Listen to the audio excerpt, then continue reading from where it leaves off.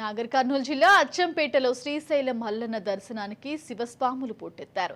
తెలంగాణ మరియు ఇతర రాష్ట్రాల నుంచి శివస్వాములు 41 రోజు దీక్ష తీసుకుని పాదయాత్ర ప్రారంభించారు. ఇక మహాశివరాత్రి ఉత్సవాల సందర్భంగా భక్తులు శివపూజలో నిమగ్నమయ్యారు.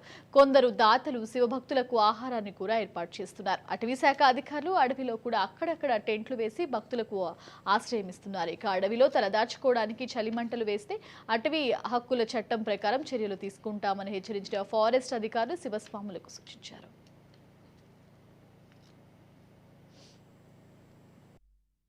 మధుసూదన్ రెడ్డి స్వామి నా పేరు.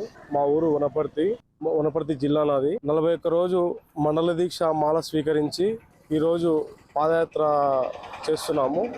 ఆ పాదయాత్ర చేయడం వల్ల స్వామివారి మొక్కు తీర్చుకుందామని చెప్పేసి అని పాదయాత్ర చేస్తున్నాను. దాదాపు ఈ యొక్క శివరాత్రి యొక్క గొప్పతనం ఏంటంటే దాదాపు 144 సంవత్సరాల తర్వాత ఇప్పుడు వచ్చే శివరాత్రి అంత ప్రత్యేకమైనది. అందుకే స్వామివారి మాల వేసుకొని మొక్కు తీర్చుకుందామని చెప్పేసి శ్రీశైలం బయలుదేరుతున్నా స్వామి పాదయాత్ర ద్వారా.